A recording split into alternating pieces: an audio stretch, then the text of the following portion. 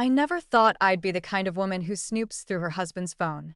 I used to roll my eyes at stories like that, women driven mad by jealousy, scrolling through messages in the dark. But when I found that text, that single notification glowing on his screen at 2:17 a.m., something inside me cracked. Can't stop thinking about tonight. Your trouble, that's all it said. No name. Just a number I didn't recognize. I remember staring at the message, my fingers trembling so badly I almost dropped the phone. He was asleep next to me, breathing peacefully, one arm carelessly thrown over my waist like he owned me. And all I could think was, how many times had he done this before? We'd been married for 7 years.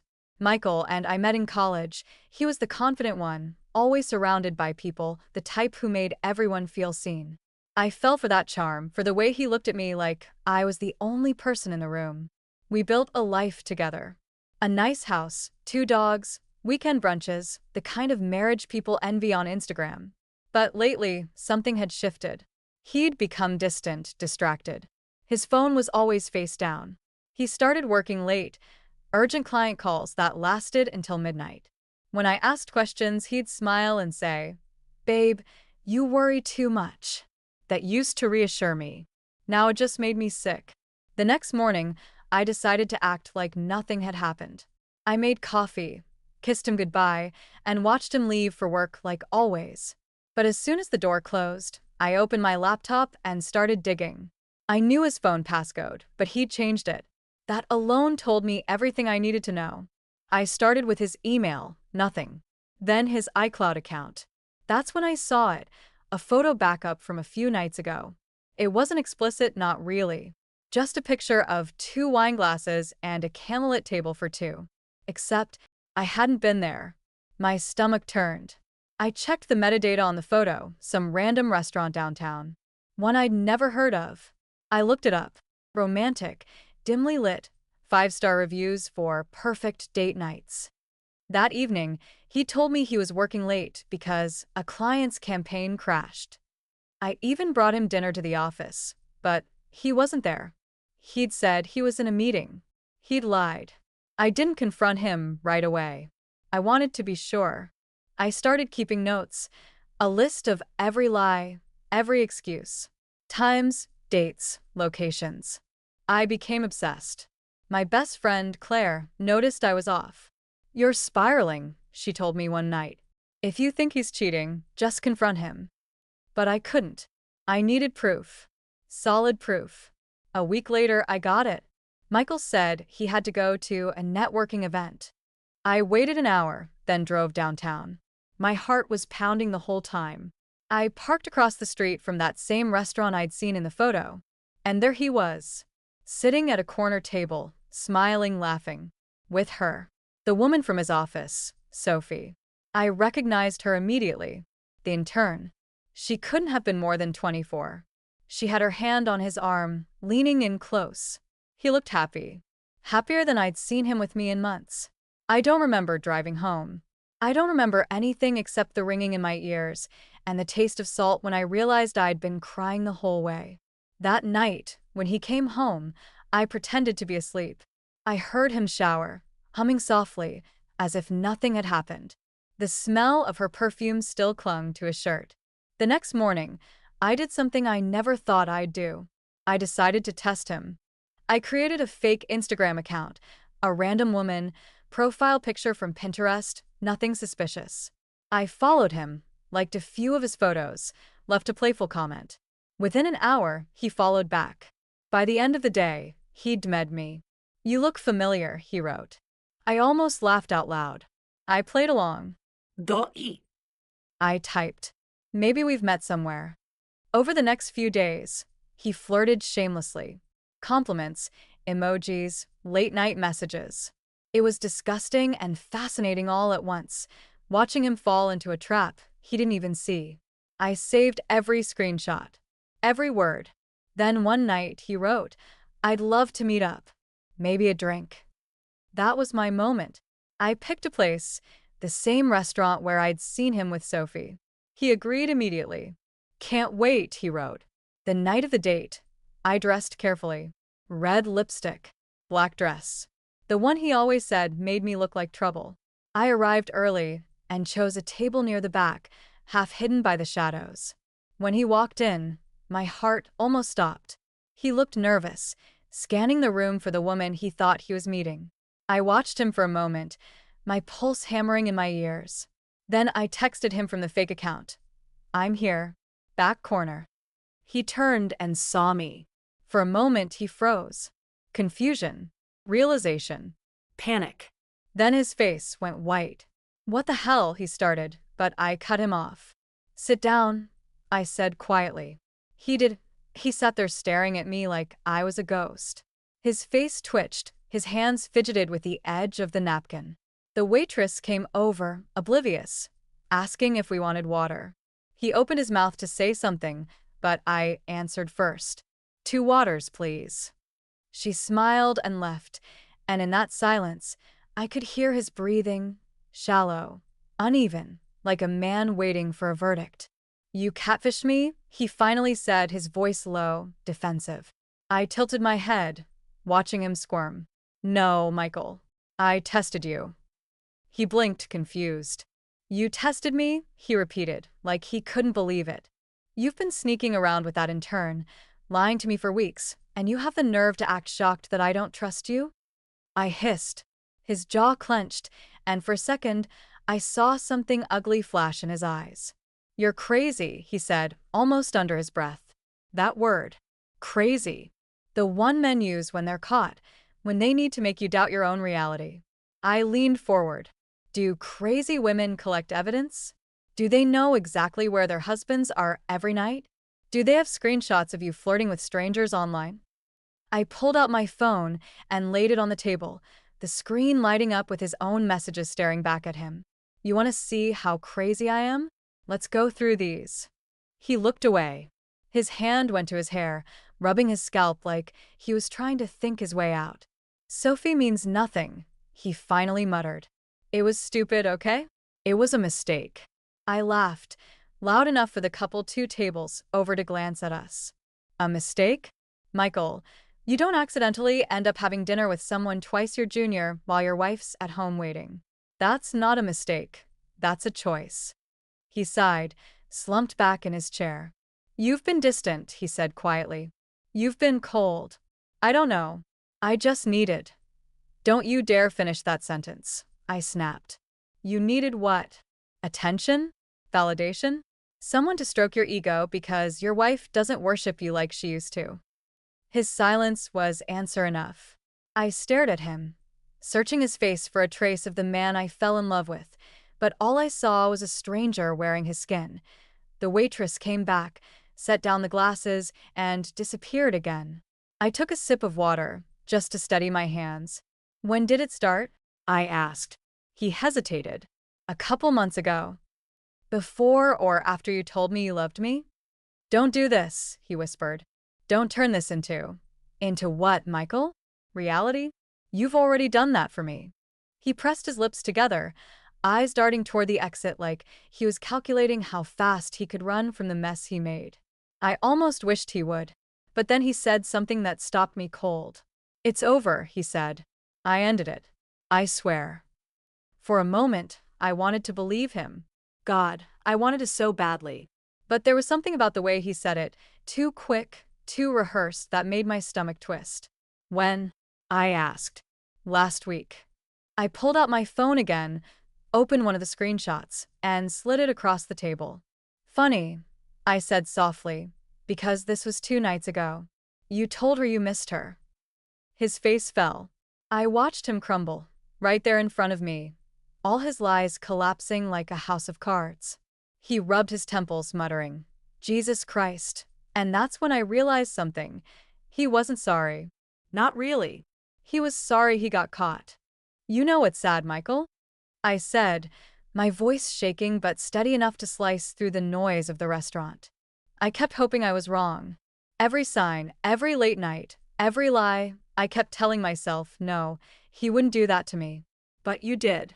You looked me in the eyes every morning, kissed me goodbye, and went to her. How do you live with that? He didn't answer. He couldn't. And in that silence, something inside me went numb. The love, the longing, the endless nights I spent waiting for him, they all drained out of me, leaving nothing but this hollow calm. I stood up, grabbed my bag, and leaned close enough for him to hear me over the low hum of the restaurant.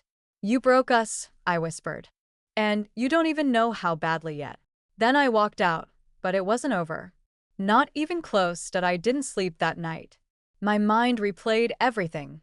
The texts, the lies, the look on his face.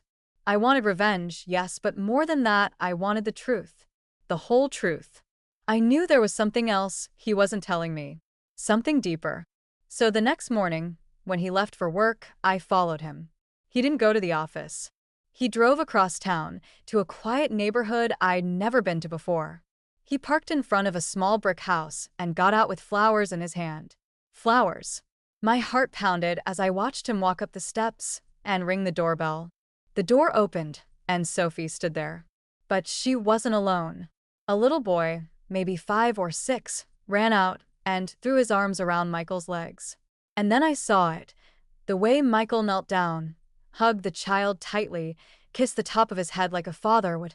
I couldn't breathe. I sat there, frozen, staring through the windshield, every nerve in my body screaming for me to wake up, to say this was some kind of nightmare. But it wasn't. He wasn't just cheating. He had a whole other life. Another family. My husband, my Michael, had a son. For a long time, I couldn't move. I just sat there in the car, my hands gripping the steering wheel so tightly my knuckles turned white. Everything around me blurred. The sound of cars passing by, the faint chirping of birds, the smell of rain in the air. My whole world had just tilted, and I couldn't catch my breath. He had a son, a little boy, who looked just like him. The same brown hair, the same dimple in his left cheek. I could see it even from the car. He lifted the boy up and spun him around, laughing, that same laugh he used to save for me. I felt something in my chest crack open, sharp and raw. This wasn't just betrayal anymore. This was something else entirely, something monstrous. He hadn't just cheated. He had built an entirely separate life, one that existed quietly alongside mine. When he finally went inside, I stayed there, staring at that front door, my mind racing. I wanted to storm in, to scream, to destroy everything, but I couldn't move. Instead, I took out my phone and started recording. His car parked in front of the house. The flowers in his hand. The child running into his arms. Evidence. Proof. Because no one would believe a story this insane without it. I needed to see it again, later, to remind myself that this was real, that I wasn't losing my mind. I waited for almost an hour. When he came out, he looked relaxed. Happy. He kissed Sophie on the cheek, got into his car, and drove away. I followed him all the way to his office, watching as he straightened his tie in the mirror, adjusting his mask before walking inside like nothing happened. I remember whispering to myself, "How long, Michael? How long have you been living this lie?" That night, when he came home, I acted normal again. I made dinner, asked about his day, smiled when he joked. He had no idea. And as he sat across from me, talking about some presentation, I studied him, the little details I'd ignored for so long. The faint tan line on his ring finger, where he sometimes took it off. The receipt in his jacket pocket I'd found last week, from a toy store. I'd told myself it was for our niece. God, I was blind. After dinner, he went to take a shower. That's when I opened his briefcase. Inside, beneath a stack of papers, I found a small envelope. It wasn't sealed. My heart stopped when I slid out the photo inside. It was of him, Sophie, and that little boy. The 3 of them sitting on a park bench, smiling like a family. On the back, in Sophie's handwriting, it said, "Our perfect Sunday." Something inside me shattered then, not in the dramatic, movie kind of way, but quietly. Like glass cracking beneath your feet, too soft to notice until it's too late. I sat there holding that photo for a long time, listening to the sound of the shower running. When he came out, I was still sitting there, the picture on the table in front of me. He froze when he saw it. "Where did you get that?" he asked, his voice sharp. I looked up at him, calm now. Too calm. "Who is he?" He didn't answer. He just stared at me, his face pale. "Michael," I said again, my voice breaking, Who is that child? He opened his mouth, closed it, rubbed his face with his hands. It's complicated, he finally said. I laughed. Complicated? You have a child, Michael. With your intern. Do you even understand what that means? He started pacing. It wasn't supposed to happen like that. It was a mistake. I didn't know she was pregnant until after. She didn't tell me for months. And what then? I demanded. You decided to play house? To visit your secret family between business meetings? It's not like that, he shouted, and for a second, I saw guilt flicker across his face. She needed help. I couldn't just abandon them. My chest burned. You abandoned me, I yelled. You abandoned your marriage, your vows, everything we built. You didn't just cheat. You lied to me every single day for years. He stepped closer, his tone softening. I never stopped loving you. Don't you dare say that, I whispered. You don't get to call this love. The silence after that was deafening. I could hear the clock ticking, the faint hum of the refrigerator, the sound of my own heart breaking. He sat down, burying his face in his hands. I was trying to figure out how to tell you, he said. I just didn't know how. I stared at him. You weren't going to tell me. You were going to keep living two lives until it exploded in your face. He didn't deny it. That told me everything. That night, I couldn't sleep. I kept replaying everything, every moment of our marriage, every lie disguised as affection. I thought about that little boy, innocent in all this, and I hated that I couldn't even be angry at him. The guilt started to twist inside me, and I hated that too. The next morning, I woke up early.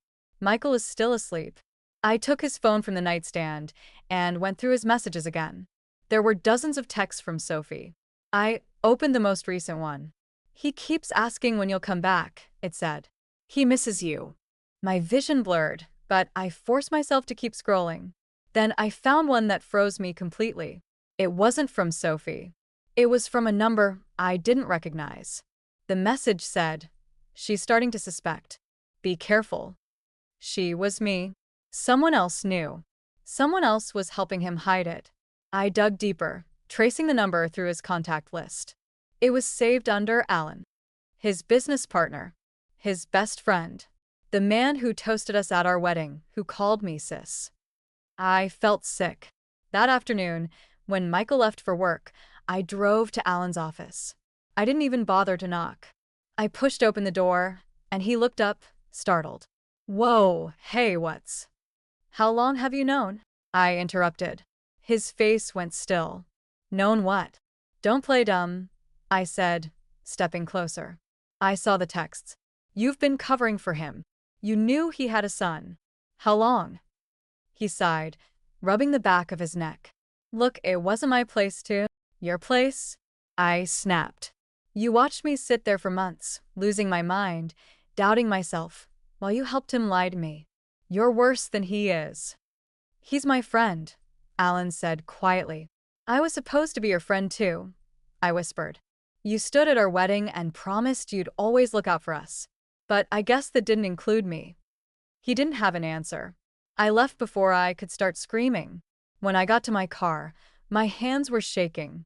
My whole body was trembling with rage and grief and disbelief. I didn't even know who to hate anymore, Michael, Sophie, Alan, or myself for being so blind. That night, Michael came home like nothing was wrong. I watched him from across the room, and for the first time, I didn't see my husband. I saw a stranger, a liar, a coward, and I knew what I had to do. I was done being the victim. That night I sat alone in the living room, the photo still on the table, my mind spinning in circles. I realized I didn't want revenge. I wanted truth. I wanted every person who had been part of this secret to see what they had done. I wanted light where there had been only lies. I began to collect everything. The screenshots of his messages, the photos I'd taken of him with a child, the dates, the receipts. I built a timeline of his double life, page after page, until I could see the entire pattern. Every time he'd kissed me goodbye before visiting her. Every anniversary he'd skipped. Every excuse that had made me feel small. I wasn't imagining things. I had been gaslit into silence. Seeing it on paper gave me something solid to hold on to, something that felt like truth. By morning, I had an idea. Michael and I were supposed to host a small dinner that weekend, just a few friends and colleagues. I didn't cancel it. Instead, I planned to let the truth speak for itself. I spent the next few days pretending everything was fine, even affectionate. He believed it. He wanted to believe it. That was his weakness. On the night of the dinner, the house glowed with candles and soft music. Our friends laughed over wine, Alan among them, careful not to meet my eyes. I waited until dessert was served. Then I stood up, lifted my glass, and said I wanted to show something special, a little film I'd made as a surprise for my husband. Everyone smiled, expecting a sweet slideshow. I connected my laptop to the TV. The screen lit up, and for a second, Michael looked proud, like a man about to be praised. Then the images began to appear. Him and Sophie at the restaurant, the messages, the photo of him with the boy. Gasps filled the room. Alan's face drained of color. Michael froze, his mouth open, words caught in his throat. The silence after the final image was so deep I could hear the clock ticking. I didn't shout. I didn't cry. I simply said, "This is the man you all thought you knew." He tried to speak. "Please, everyone, this isn't what it looks like," but I didn't let him finish. I handed him an envelope. Inside were copies of the photos, the timeline, and the divorce papers. "You can explain it to your lawyer," I said. Then I turned to Alan. "And you can explain to your wife why you were covering for him." The guests left quickly after that, whispering, glancing back at him, at me. The house emptied, leaving only the sound of his breathing across the room. He tried to reach for me, to say something soft, but I stepped back. "Don't," I said. "You've already said everything that matters." He left that night, suitcase in hand, face pale and lost. The next morning, his office called to say he'd taken a personal leave. I didn't ask where he went. I deleted his number, blocked him on everything, and focused on the quiet. It wasn't peace yet, but it was space. Weeks passed. Then, one afternoon, I got an email from Sophie. The subject line was simple: "You should know." My hands trembled as I opened it. Inside was a message that changed everything again. She wrote that she hadn't known he was married when they met. He'd told her he was divorced. She discovered the truth only after the baby was born, and when she confronted him, he'd promised he was sorting it out. He kept them hidden, even from his own parents, paying their rent and visiting in secret. She said she had ended it months ago, but he kept showing up, saying he wanted to fix both lives. She attached a voice message, a recording of one of their last conversations. I pressed play. His voice filled the room. "You can't tell her yet, Sophie. If she finds out everything, I'll lose everything. Just let me handle it." That was the moment the last piece of guilt fell away. He hadn't just lied to me. He'd lied to her too. He'd built his comfort out of two women's confusion. For the first time, I didn't feel broken. I felt free. I replied to Sophie. I told her I understood, that she and the boy deserved better, and that I hoped she would never let anyone make her feel small again. She thanked me and said she hoped I would find peace too. It took months to clean up the practical mess: lawyers, finances, signatures. But each step felt like reclaiming a piece of myself. I started running in the mornings again, sleeping through the night, laughing with friends without watching the clock. I even started taking photos again, something I hadn't done in years. Then one day, I received a letter in the mail with no return address. It was short, written in Michael's handwriting. "I'm sorry," it said. "You were always the best part of me. Take care of yourself." There was no address, no way to reply. For the first time, I didn't need one. I burned the letter, watched the smoke rise and disappear into the sky. Sometimes, when I pass that restaurant downtown, I still feel a flicker of anger, or sadness, or both. But then I remind myself that I survived it, that the truth, however ugly, was always better than living a lie. And sometimes, late at night, I think about Sophie's boy, how none of this was his fault, and I hope he grows up to be nothing like his father. Because the truth? Lies don't just destroy love. They hollow out the people who tell them until there's nothing left but the mask they built to hide behind. I finally took mine off. What would you have done if you discovered your partner was living a second life right under your nose? Several months later, I moved into a small apartment near the sea. It was quiet there, no reminders of him, no ghosts in the walls. Just the sound of waves and my own heartbeat, steady for the first time in years. The divorce finalized without a fight. He didn't contest a thing. I think he knew there was nothing left to win. Word spread about what he'd done, and his perfect public image cracked. He tried to rebuild his business, but clients dropped him one by one. Every lie has an echo, and his were finally catching up. One evening, I walked along the shore at sunset. The sky was a fire of orange and gold, and for a moment, I remembered who I had been before him. A woman full of dreams, not doubts. I let the wind carry away the last pieces of the life I'd built with him, and I whispered goodbye, not to him, but to the version of myself who had once thought she needed his love to be whole. Sometimes people ask me if I regret finding out, if ignorance would have been easier. But I don't. Because truth, even when it breaks you, sets you free. And as I watched the tide roll in that evening, I realized something. Endings aren't always tragic. Sometimes they're just the moment you finally start again. So tell me, if you discovered that the person you loved most was living a double life, would you walk away or would you want to make them face every truth they tried to hide?